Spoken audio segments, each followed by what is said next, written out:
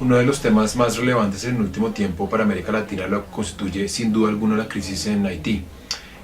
Lo primero que se debe explicar es que Haití es el país más pobre de América Latina, víctima de una cruel paradoja porque fue el primer país en independizarse a comienzos del siglo XIX, el primero en abolir la esclavitud. No obstante, estuvo siempre en el fuego de las potencias durante la Guerra Fría, en la que se erigió la dictadura de Papa Doc de François Duvalier,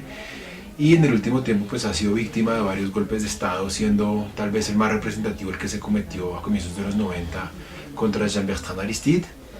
que derivó en una intervención de Estados Unidos en el 93, y desde ahí en adelante digamos que Haití, a pesar de que ha superado el fenómeno autoritario, no ha podido establecer un modelo de Estado de bienestar estable y que cumpla con los mínimos con los que normalmente se espera que los estados pues se desempeñen. Recientemente, desde el año pasado, viene arrastrando una crisis de legitimidad muy grande del presidente Jovenel Moïse, a propósito de que la gente lo acusa de ser incapaz para solucionar los problemas graves que sacuden a la mayor parte de los haitianos. Esto es falta de medicinas, esto es hambre, esto es problemas de distribución. Eso tiene que ver con problemas de infraestructura desde que se dio ya hace unos años el terremoto. Hay que recordar que Moïse llegó en un contexto de muchas dudas respecto de su autoridad, en una elección contestada que se terminó arrastrando por muchos meses y en la que finalmente salió victorioso, pero un sector importante de los haitianos no lo reconoce como tal. Esta crisis es llamativa también porque ocurre al mismo tiempo en que la situación se degrada en Venezuela y vemos cómo los medios de comunicación se encargan casi que excluyentemente de Venezuela, abandonando el caso de Haití. No obstante, uno pensaría que es deber de todos como latinoamericanos interesarnos por un país del que sabemos muy poco, ha estado muy poco integrado en los circuitos de integración de América Latina, hace parte de la OEA, hace parte de la CELAC, pero en buena medida no es un país que goce de visibilidad y debería tenerla, porque está enfrentando una crisis muy grave, muy aguda, y en segundo lugar es una crisis que puede tener efectos para el resto de América Latina. ¿Qué relación tiene, digamos, Venezuela y todo el abastecimiento que por la vía de Petrocaribe ha hecho Haití? Pues esto ha desempeñado un papel vital en la crisis. En una de las demandas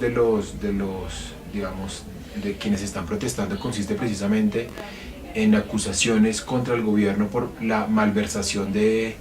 toda esta entrega del petróleo, y esto pues pone de manifiesto dos cosas. En primer lugar, que el esquema de Petrocaribe está colapsando y Haití pues es uno de los escenarios precisamente de ese derrumbe, y en segundo lugar que empezamos a ver de qué manera la baja en la productividad de Venezuela, la productividad petrolera por supuesto, empieza a tener un efecto en esos estados del Caribe que en buena medida dependían de este abastecimiento. Bueno, respecto de cuál ha sido la reacción internacional a este problema, pues ha sido una reacción muy pálida, porque obviamente estamos en un mundo en el que hay otros temas que tienden a eclipsar la crisis en Haití. Tenemos el Brexit, tenemos el caso